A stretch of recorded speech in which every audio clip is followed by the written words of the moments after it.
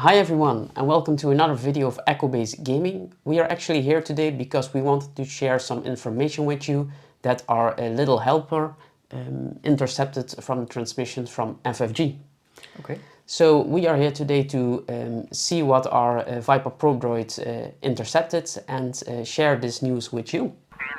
So let's show what you got. Alright, another reveal for the second set. Yeah. And this first card is the Outlaw Corona. Mm-hmm. It's a space unit with a 3-cost command aspect with the traits Underworld, Vehicle, Capital Ship and a stat line of 3-5. And it has a printed bounty on him which says put the top card of your deck into play as a resource. Okay. Yeah, I think for the cost, a very strong stat line. Mm-hmm. However, I'm not sure about the bounty. Yeah, correct. The bounty is really strong for your opponent if he is able to collect the bounty. I agree with you that the stat line is actually pretty good, especially for a 3-cost command only.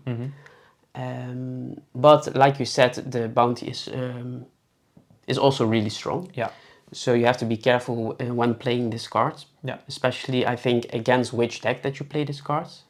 You never want to play this against a RAM deck. For instance, the Vader command deck. Yeah. But I think if you play against aggression, then this can have a place in your deck. Because on your second turn, you do get a space unit with a 5 HP on the board.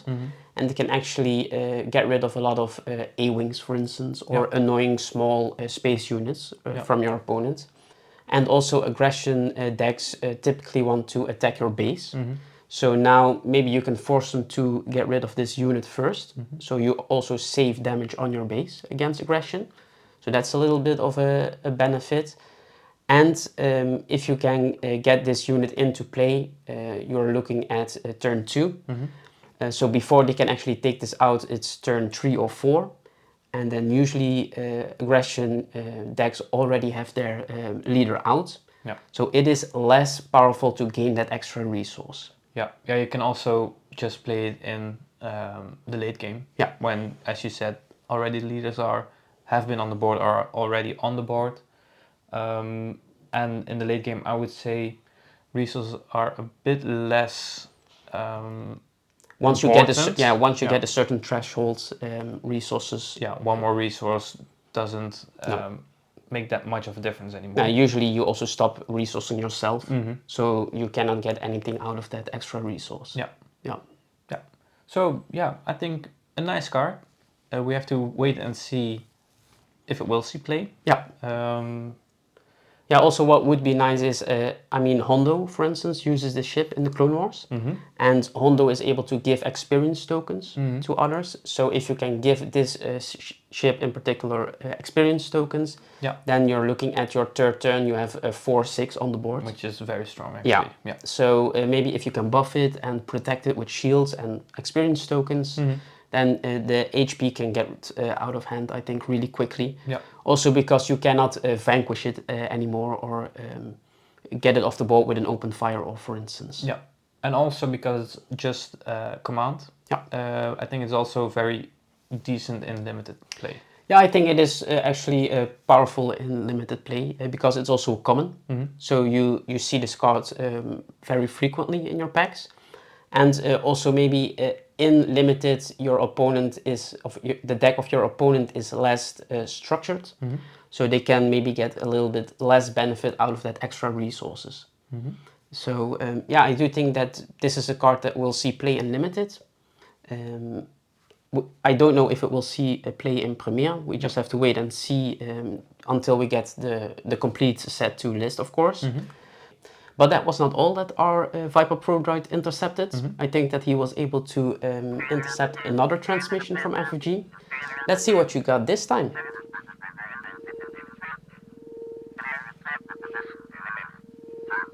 So another nice card, the Kintan Intimidator.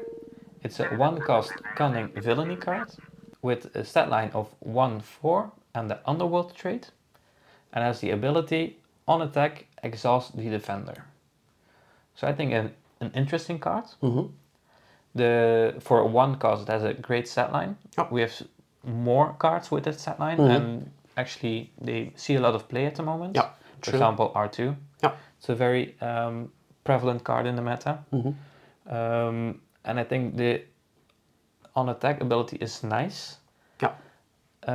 However, it's a pity that you have to exhaust the defender, because that means you always receive damage back. Yeah.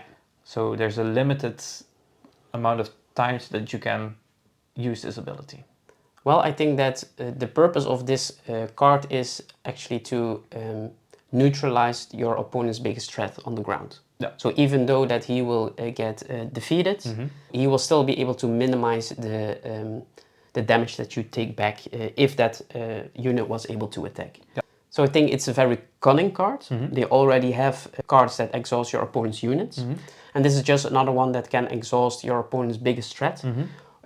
So cards with annoying on-attack abilities or just big power stat lines. Yeah. And I think that is going to be the purpose of this card. So what I first noticed with this card was the art, actually. So I really like this type of art style. Yeah.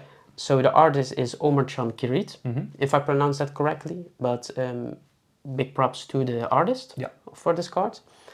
And yeah, like I said, I think that this card will see play in cunning decks, especially because it's just annoying and get rid of the biggest threat of your opponent. Yeah. And I think that's really important. And also what I like is that it's another one cost unit that keeps the value throughout the whole game. So I think that you can compare this with a Spec Force Soldier, which is also one cost aggression unit.